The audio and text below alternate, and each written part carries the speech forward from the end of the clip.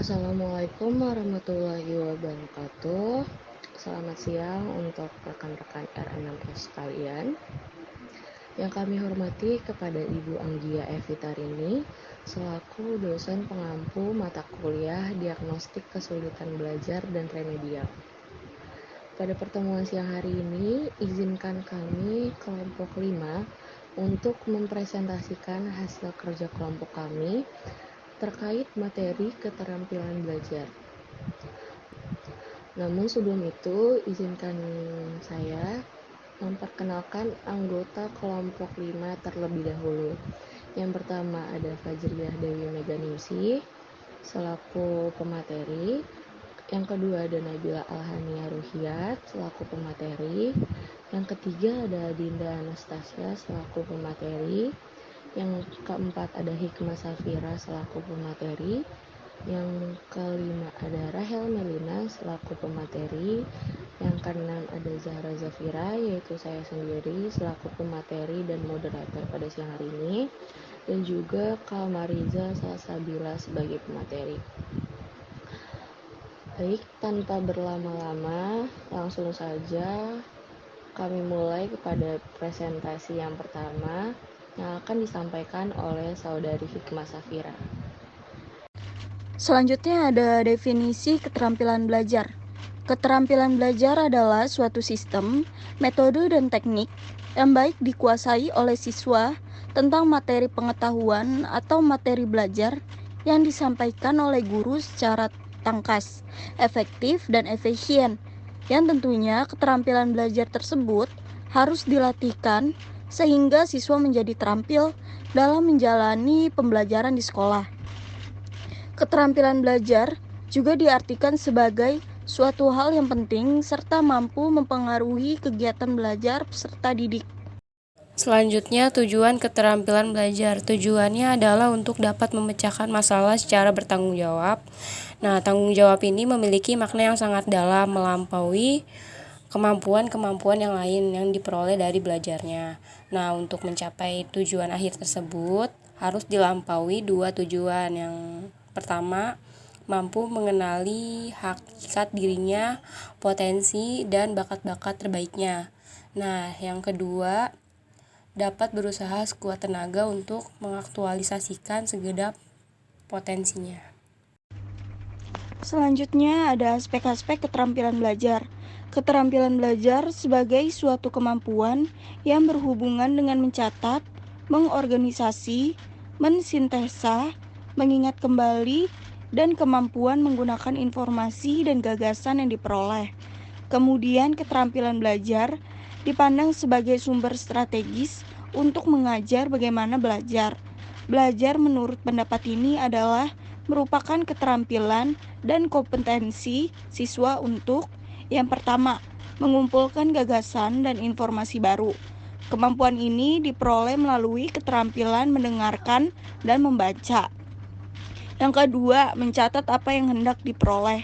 Keterampilan ini didapat melalui keterampilan mencatat, membuat outline, dan membuat kesimpulan. Selanjutnya, aspek keterampilan belajar yang ketiga yaitu meningkatkan pemahaman. Keterampilan ini diperoleh melalui sintesa materi dan membuat hubungan dengan pelajaran sebelumnya. Yang keempat ada mengorganisasi materi. Keterampilan ini didapat dengan membuat outline, membuat bagan, menulis, dan juga mencatat. Yang kelima ada mengingat. Keterampilan ini dapat dilakukan melalui organisasi memori dan menyampaikan kembali. Kemudian yang keenam ada keterampilan menggunakan informasi dan ide-ide baru. Keterampilan ini dapat melalui keterampilan membuat laporan dan keterampilan melakukan tes atau ujian.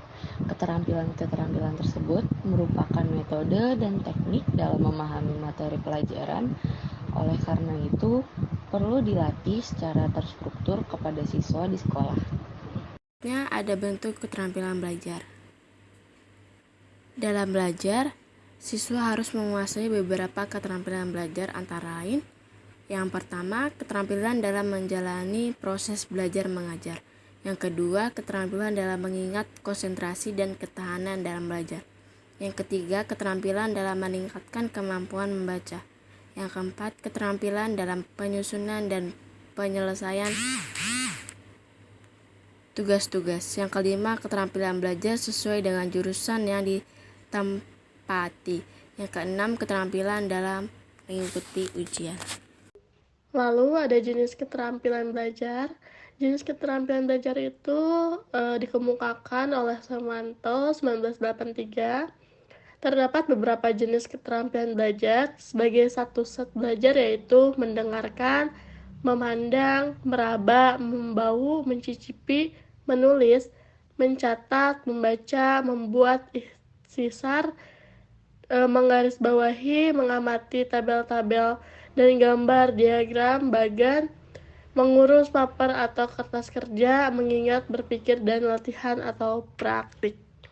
Lanjutan jenis keterampilan belajar. Menurut Tontowi, keterampilan belajar dalam berpikir atau penalaran dapat membantu proses menentukan hubungan-hubungan secara bermakna antara aspek-aspek dari suatu bagian pengetahuan. Selain itu, dikemukakan bahwa berpikir secara logis dalam menghadapi problema dengan mengikuti ketentuan-ketentuan yang ada dan memecahkan masalah harus diakhiri dengan diperolehnya kesimpulan, baik secara deduktif maupun secara induktif. Selanjutnya ada jenis keterampilan belajar. Gaya kognitif refleksif adalah individu belajar mengolah terlebih dahulu rangsangan atau stimulus atau informasi yang masuk baru kemudian direspon. Sebaliknya, gaya kognitif impulsif adalah individu belajar langsung merespon informasi atau rangsangan atau stimulus yang diterima. Selain itu, dalam kemampuan memecahkan masalah tugas, perangkat mental yang digunakan melalui gaya berpikir valid independent atau valid dependent, individu belajar yang memiliki masalah tugas tetap akan berorientasi pada tugas yang akan diselesaikan atau disebut valid independent. Baik, sekiranya itu saja presentasi yang bisa kelompok 5 berikan. Namun sebelum saya menutup presentasi pada siang hari ini, izinkan saya memberikan kesimpulan dari presentasi pada siang hari ini. Pada lingkungan sekolah, keterampilan-keterampilan itu ada yang diperoleh melalui proses belajar mengajar yang diberikan oleh guru mata pelajaran tertentu. Dan ada pula yang diperoleh siswa melalui guru pembimbing yang disebut layanan bimbingan dan konseling atau BK. Secara formal, layanan bimbingan dan konseling adalah salah satu komponen yang bertanggung jawab untuk melayani siswa dalam mengembangkan keterampilan-keterampilan tersebut di sekolah. Selain itu, juga sebagai muara akhir dari keberhasilan program pendidikan pada umumnya dan program bimbingan dan konseling pada khususnya adalah pada saat siswa berhasil dalam bidang akademik yang ditujukan dengan dikuasainya keterampilan belajar, sehingga siswa mampu mengembangkan diri dan merencanakan masa depan, serta memiliki keterampilan yang bagus dalam belajarnya. Sekiranya itu saja yang bisa kelompok 5 sampaikan. Kurang lebihnya mohon maaf. Terima kasih atas perhatiannya. Wassalamualaikum warahmatullahi wabarakatuh.